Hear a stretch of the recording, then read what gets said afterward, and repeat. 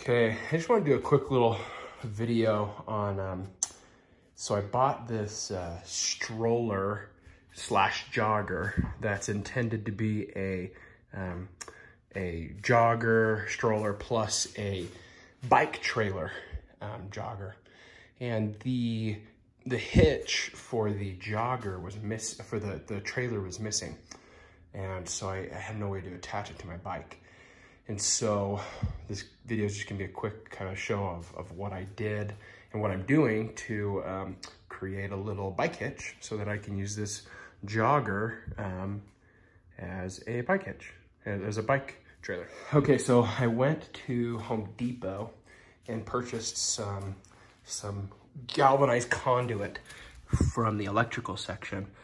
And I bought a pipe that's 1 inch. So I bought a 1 inch pipe, which is the exact same thickness as this little arm that I pulled off. So I pulled off the bike arm just to see the pipe size and everything. And so it's 1 inch. And so I bought this pipe, and now what I'm gonna do is take a pipe bender or whatever you want, and I'm just gonna bend it to a degree. So the idea here is, so this piece, this little black end, goes into the stroller right here. And so it goes in. And then this piece obviously goes to the wheel. And so as I think about how a trailer hitch is going to want to attach, I'm gonna wanna center it. And so I want to build the next arm so that it comes from here. Oops. It goes from where it goes into the stroller, right, to the center of the wheel. And so I'm gonna put a little bend in it. And so that I can get it centered to the wheel, to the stroller. Okay, so here's my pipe that I bent. You may want to measure your rear bike tire, to make sure you've got enough clearance.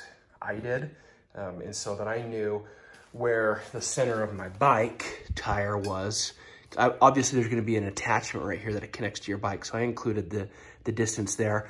I subtracted it, and then so I found out where center was after you add on this attachment, right? And so then I cut it down to size, and so I bent it. This bend was 30 degrees, slightly under 30 degrees. I know it'd probably be 29, 28 degrees. And so if you were to hold it over this little hitch piece for the tire, it actually overlaps just a smidge. But if you were to compare it, how it looks when the wheel is on, it's actually almost centered. And I say almost for a reason, because it'll be centered after you put on the attachment on the front. And so there's the little bend in it. And so now I'm going to drill some holes for two things. One, on the back side to connect it into my this piece of the stroller trailer. So you've got this little clip right here that goes through. And so I'll do a hole for that piece. And then also a hole for the top, the front, so that my little attachment that goes on the bike can screw in.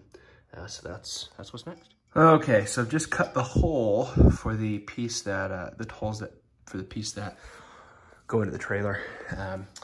So what I did is I marked it at 1 inch exactly from the end. So I scratched it, and then I found exactly where center was by the angle, because I have to do it on the angle side. So I found exactly where center was and drilled through it. I used just one of these little pyramid bits. That's usually the ones I found best luck with drilling through metal. And it's almost impossible to drill through metal that's round if you don't have a punch. And so after I marked it, I pushed through it, and it makes a noise and punches it. And so I was able to put the bit on that and to be able to drill a hole without it sliding around. And so now, if you were to take it and put it in, the pin goes all the way through. And now I've got a hitch that attaches in. So now I'm gonna drill the holes for the attachment to the front here and see if I can't get it to work with a bike. Okay, so this is the little connection that I purchased. I got it off Amazon for 15 bucks. and it was delivered the day after I ordered it, naturally. So what's gonna happen here is I'm gonna drill a screw in wherever, obviously this hole is, right? So I'm gonna have to measure it, and there won't be much exposed spring, but you do want some of that spring exposed a little bit. It just allows a little bit of play, so that way the trailer isn't stiff as a rock as you drive around and turn and stuff. You want to be able to have a little bit of give. So the way it's gonna work is it's gonna lay this way. Okay, so you've got your trailer attached there, pinned in, and then I'm gonna drill a screw in right here, and that's gonna attach this little jig to the pipe. And once I have that through, then I should have a new trailer hitch. Okay, so this time I cheated on my mark. I was able to put it in and mark it and see how much spring I wanted to leave out. And then I just took a little pipe cutter and marked a ring around it so I could make sure that I was centered. Over there it worked to measure an inch, but here I just decided I would just mark a ring. So then I put the bolts through on either side and put it through the spring and tighten it up, and now I've got my hitch connector. This little strap is meant to go up and around and reconnect to make sure it's kind of a safety lock in case something else disconnects.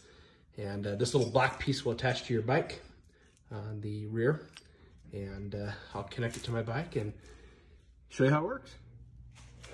Okay, so I've attached the clip to the back side of my bike, and the way that this is designed is I can go on either side. I think I may switch it around because right now it's kind of into my derailleur. I don't really want that, so I'll probably switch sides it's on.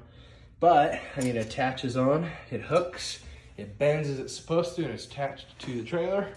And so, you know, I'll test it out in the morning to make sure it works, and yeah, but that's how you can, from scratch, build a new hitch for your bike trailer.